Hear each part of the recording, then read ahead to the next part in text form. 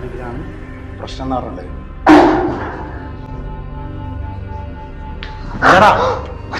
എന്താണ്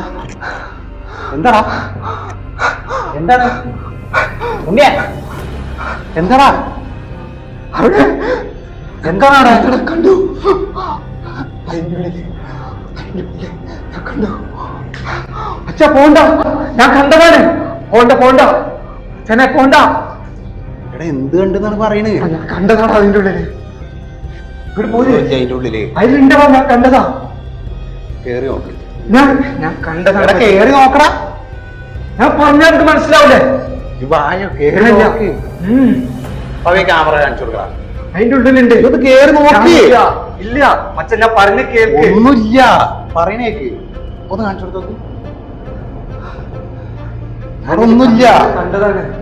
ഈ പെട്ടെന്ന് കണ്ടപ്പോ പേടിച്ചാവും അല്ല മച്ചാനെ അല്ല അല്ല ഞാൻ കണ്ടതാണ് അതിന്റെ ഉള്ളില്